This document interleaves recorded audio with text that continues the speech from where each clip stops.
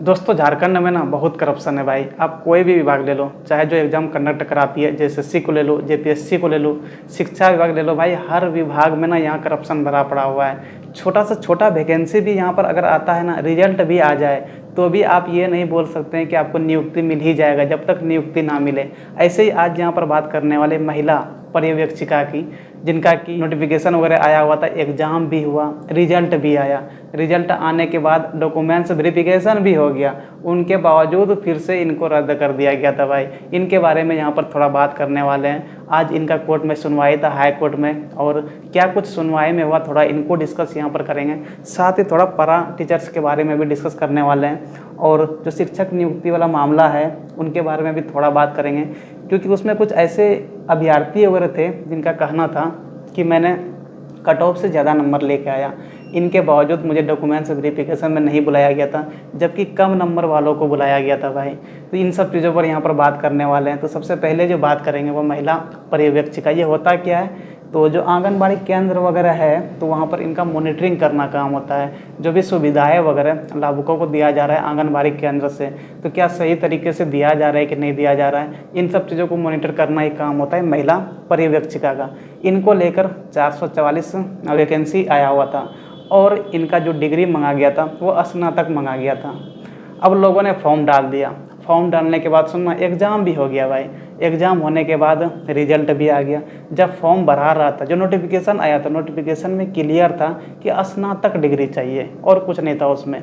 तो भाई जितने भी लोग, और महिला होना चाहिए, तो जितने भी महिलाएं वगैरह थी स्नातक करी हुई थी, उन्होंने फॉर्म डाल दिया, तो रिजल्ट भी आ गया, डॉक्यूमेंट्स वेरिफिकेशन भी हो गया। अब डॉक्यूमेंट्स वेरिफिकेशन होने के बाद, अच्छा ये एग्जाम जेएसएससी कंडक्ट करा रही थी, तो डॉक्यूमेंट्स वेरिफिकेशन होने के बाद जेएसएससी फिर से डिमांड करती है कि अब हमें स्नातक प्रतिष्ठा चाहिए इस वाले पोस्ट के लिए। भाई जब फॉर्म निकाला गया था, जब विज्ञापन निकाला गया था, तब आपने बोला था कि स्नातक चाहिए। अब रिजल्ट आ गया, डॉक्यूमेंट्स डीबी वगैरह हो गया, इन सब को होने के बाद अब ज्वाइनिंग लेटर जब मिलने वाला था उनसे जस्ट पहले बोल दिया गया कि स्नातक प्रतिष्ठा चाहिए।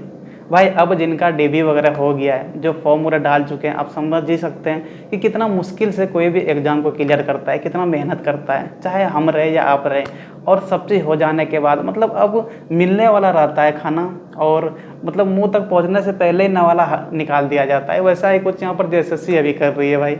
अब बताइए, जब स्नातक आपने रखा हुआ था क्लियर कट, तो फिर बाद में स्नातक प्रतिष्ठा ये कौन सा जोड़ लेके चले आई जेएसएससी। इसी को लेकर मामला कोर्ट में चले गया, हाई कोर्ट में। हाई कोर्ट में इसको लेकर सुनवाई वगैरह था, कुल 444 पद ही था इसको लेकर, और हाई कोर्ट में अभी इसके बारे में पूरा सुनवाई नहीं हुआ है। अगला सुनवाई इनका होना है 15 सितंबर को। और अभी हाई कोर्ट ने जो जेएसएससी है उनसे जवाब मांगा है इसके बारे में कि आपने आखिर ऐसा क्यों किया। अगर आपको स्नातक प्रतिष्ठा ही चाहिए होता, योग्यता, तो आप पहले बोलते, विज्ञापन में बोलते, तो आप विज्ञापन में क्यों नहीं बोले। बड़े हाल देखिए, 15 सितंबर को इसके बारे में सुनवाई होगा, तो इसके बारे में कोई नया अपडेट आएगा।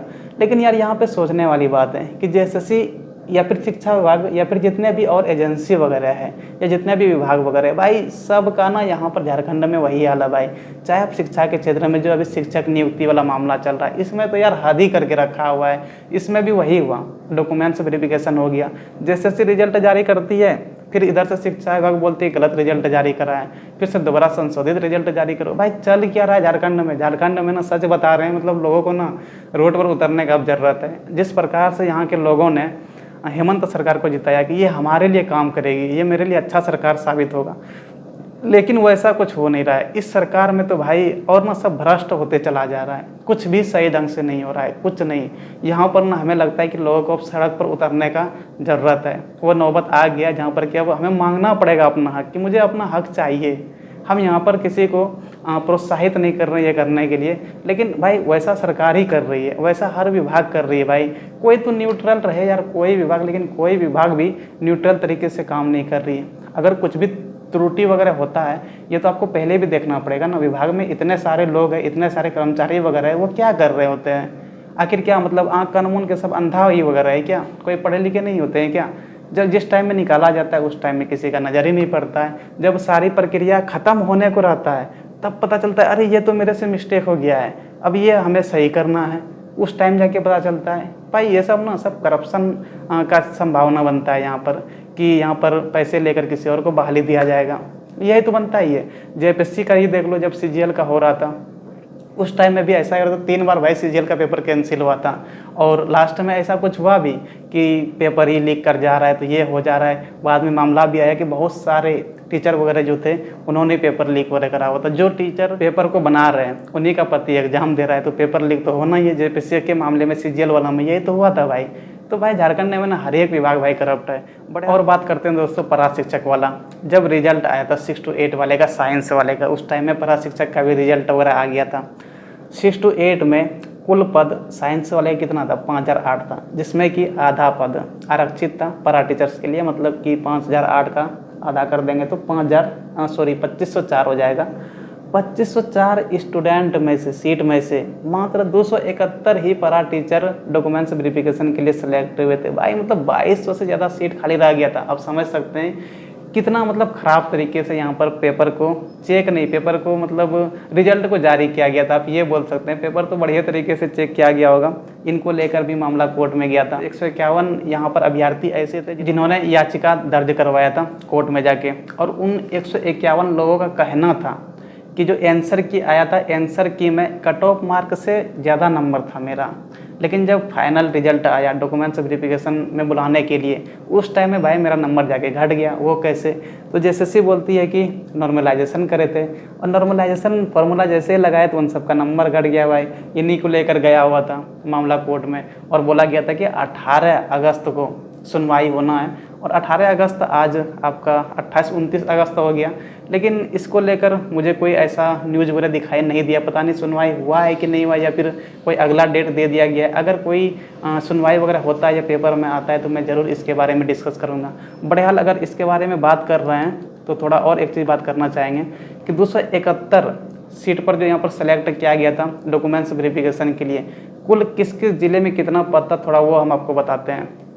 हम 6 to 8 साइंस वाले का ही यहाँ पर बात कर रहे हैं। साइंस वाले के लिए 2504 सीट था परा टीचर्स के लिए, और उसमें 271 का डॉक्यूमेंट्स वेरिफिकेशन के लिए बुलाया गया था। देखिए सरायकेला में कुल 115 था, 8 ही परा टीचर सेलेक्ट हुए थे डीबी के लिए। लातेहार में 78, एक हुआ था मात्र। गोड्डा में 99 था, और जिसमें से कि 11 ही हुए थे। उसी तरह बोकारो में 62 था, 36 हुए थे। दुमका में 154 था, तो मात्र 12 हुआ था। गुमला में 104 सीट था, 3 वहाँ पर बुलाया गया था डीवी के लिए परा टीचर्स को। जामताड़ा में 78 था, 12 को बुलाया गया था। रामगढ़ में 38 था, 7 को बुलाया गया था। रांची में 135 था, 33 को बुलाया गया था। खूंटी में 48 था, और एक भी नहीं बुलाया गया था भाई खूंटी में। क्या खूंटी में कोई भी ऐसे परा टीचर नहीं है क्या जो पढ़े लिखे हो, जो कि इस एग्ज़ाम को क्वालिफाई कर सके? भाई ज़रूर होंगे, लेकिन रिजल्ट इतना ख़राब तरीके से दिया गया। हर विभाग भाई करप्ट है, समझे कि नहीं। पश्चिम सिंहभूमि को ले लो, 121 कुल था परा टीचर्स के लिए, लेकिन 1 को बुलाया गया। पूर्वी सिंहभूमि 103 था, 21 को बुलाया गया। चतरा 128 था, 2 को बुलाया गया। पलामू 268 था, 8 को बुलाया गया। कोडरमा 51 था, 5 को बुलाया गया। हजारीबाग 91 था, 15 को बुलाया गया था। देवघर 119 था, 16 को बुलाया गया। पाकुड़ 87 था, 7 को बुलाया गया।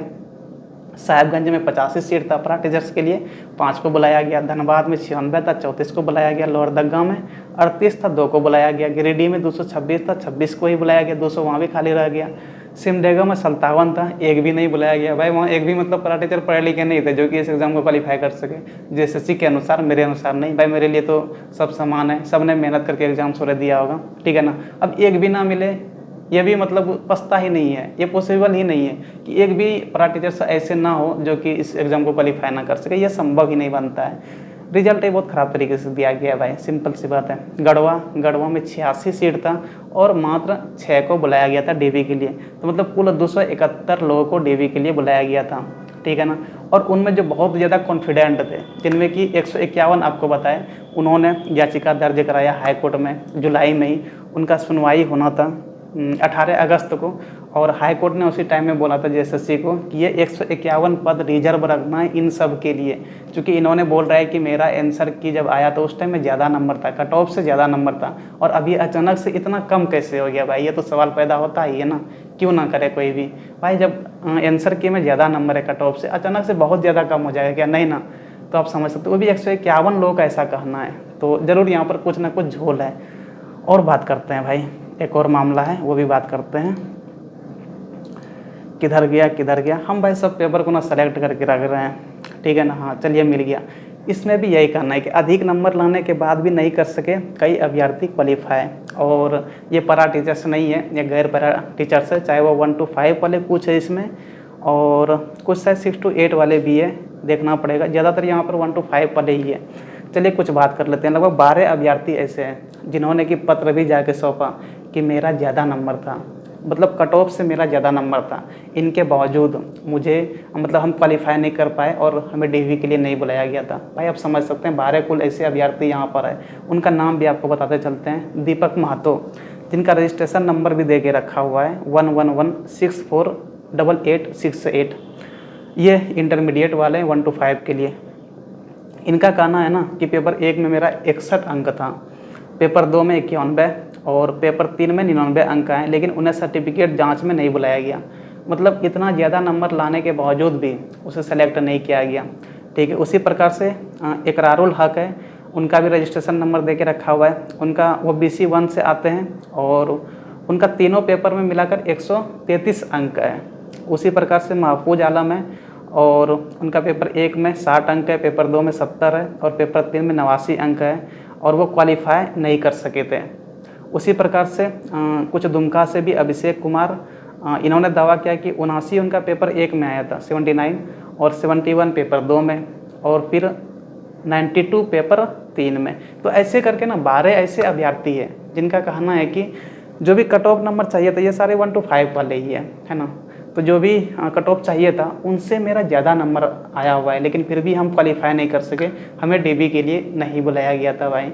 और कम नंबर वालों को, उससे कम नंबर वालों को बुलाया गया, ये सोचने वाली बात है। ठीक है, हमें नहीं बुलाया गया, हम ज़्यादा लेके आए, तो भाई तो मेरे से ज़्यादा वालों को ना बुलाना पड़ेगा कि मेरे से कम वालों को बुलाना पड़ेगा। तो ये भाई ना बहुत झोल है, मतलब समझ ही नहीं पाते हैं कि यार मतलब किस प्रकार से यहाँ JSSC नियुक्ति दे रही है या किस प्रकार से रिजल्ट वगैरह जारी कर रही है। या फिर अगर कोई एजेंसी झारखंड का रिजल्ट को जारी करती है तो हम ये भी गारंटी के साथ नहीं बोल सकते हैं कि हाँ अब हमें नौकरी मिल ही जाएगा, जब तक कि आपको नियुक्ति मिल नहीं जाता है भाई। ये अभी झारखंड में समस्या चल रहा है और ये हेमंत सरकार में हर एक वैकेंसी में हो रहा है, सिर्फ यही शिक्षक नियुक्ति में नहीं। अभी जस्ट आपको पहले बताए महिला पर्यवेक्षिका वाला शिक्षक नियुक्ति को देख लो, ऐसा ही कुछ हो रहा है। इससे पहले अगर आपको लैब टेक्नीशियन वाला याद हो भाई, लैब टेक्नीशियन वाले में भी ऐसा कुछ हुआ था। और भुगत कौन रहा है भाई? भुगत हम स्टूडेंट रहे हैं, हर एक केस में हम अभ्यर्थी को ही भुगतना पड़ रहा है। हर जगह गलती सरकार करती है, गलती हर एक विभाग करती है और भुगत कौन रहा है? तो हम अभ्यर्थी भुगत रहे हैं। सिर्फ और सिर्फ ये हेमंत सरकार में ज़्यादा देखने को मिल रहा है। हम ये नहीं बोल रहे हैं कि पिछली सरकार बहुत बढ़िया दूध का धुला था, वो भी वैसा ही था, लेकिन इसमें तो भाई हद ही कर दिया है। मतलब करप्शन लेवल ने एकदम ऊपर पहुंचा दिया है। थोड़ा उसमें डर भी था, इसमें तो किसी को लगता है कि डर ही नहीं है। सब मंत्री लोग ना मतलब एकदम खुल के सब चीज़ करते हैं। यार कोई भी वैकेंसी आता है ना, मतलब पैसे के बल पे खरीदा जाता है हर एक वैकेंसी। अगर पैसा है तो तुम नौकरी आराम से ले लोगे, अगर पैसा नहीं है तो तुम कितनों पढ़ लो भाई, गारंटी के साथ नहीं बोल सकते हो ना कि तुम नौकरी ले लो। तो ये अभी झारखंड में चल रहा है और इसको हटाना बहुत ज़रूरी है। बहरहाल चलो यहीं पर हम वीडियो ख़त्म करते हैं। अगर आगे और कोई जानकारी वगैरह आता है तो फिर मैं आप लोगों के साथ ज़रूर शेयर करूँगा। चलो फिर थैंक यू, गुड नाइट, धन्यवाद।